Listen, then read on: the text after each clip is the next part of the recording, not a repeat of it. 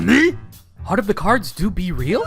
Well, first, let's define what Heart of the Cards even is. According to the Yu-Gi-Oh! Wikia, the Heart of the Cards is a commonly used phrase in the English dub of Yu-Gi-Oh! Which reflects a belief and terminology derived from the Japanese manga and anime to varying degrees, and which refers to the seemingly mystical ability of a duelist to draw the right cards at a right time needed for the situation. I call bullshit. Okay, not entirely, I guess. There are countless obvious examples of the characters going like, Poopy, I need to draw the specific card or else my sleep paralysis demon is gonna say a naughty word on my Christian Minecraft server. But here's my counterpoint. In the anime, 99.9% of all characters are practically playing with an open deck format already anyway. What do I mean by this? Every single character always draws the perfect opening hand to start their plays, then the correct order of anything they need afterwards, no matter how imbalanced the deck is. Only playing one copy of each Crystal Beast monster totaling only to like 7 monsters in the entire deck? Doesn't matter, I get exactly what I need every single time. Only playing one copy of each Harpy Lady totaling to like 4 monsters in the deck? Doesn't matter, always open with them. That move is my standard opening ploy. So, open deck format is basically like if every card drawn is handpicked from the deck, instead of randomly from the top of the deck. Roll my dice! So, Autem with his ability to will any card to the top of his deck? Yeah, you're not special, buddy. Freaking little Billy over there does the same crap. Literally everybody in the anime does it. Except for that waterfall guy from GX. Poor bastard. So, if everyone wills the cards they need to the top of the deck, there's nothing special about Heart of the Cards if all it is just getting a lucky draw. That's why I think Heart of the Cards is really something else entirely, and the anime backs up my following points pretty well. So then, what is Heart of the Cards? Apart from getting a lucky draw, the anime also tells us it's a bond with our deck and a bond with our friends. Sounds like random anime bullcrap, I know, but I believe this over the Destiny draw bullcrap. Let me explain. The bond with our deck. This doesn't just mean, Oh, I love my deck, so it's gonna do so good.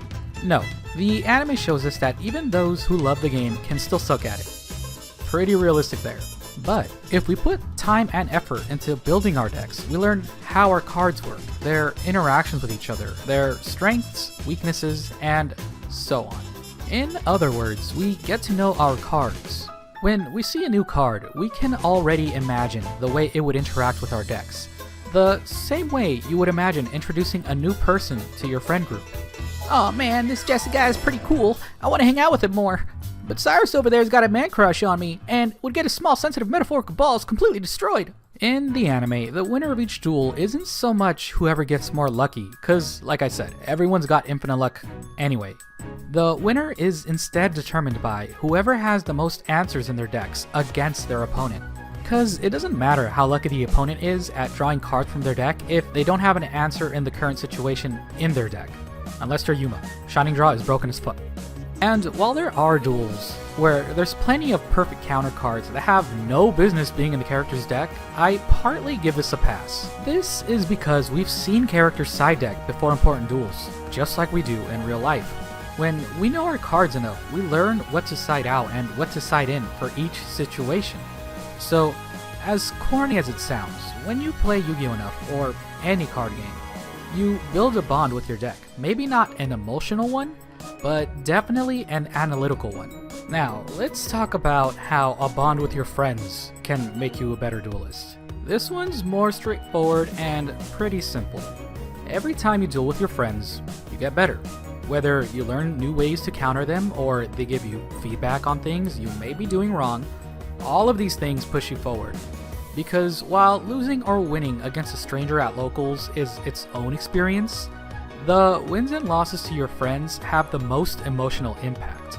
There's that rivalry of wanting to beat them or wanting to keep your title as the best player in your friend group. I can tell you, I've gotten better at most things I do because of my friends for similar reasons to these. So, in conclusion, to me, the Heart of the Cards is the trust you have and all the work you put into your deck, and the experience you've gained dueling with your friends. He's good. He knows every aspect of this game. But my grandpa put all his gaming knowledge, his whole heart, into assembling this deck. Hello, it is I, your best friend. Did you know that basically none of you are subscribed to the channel? This knowledge has dealt a great deal of damage to my life points, but fortunately, you may still be able to save my heart of the cards. All you need to do is hit that subscribe button and ring the bell for even more epic gaming content. Thank you.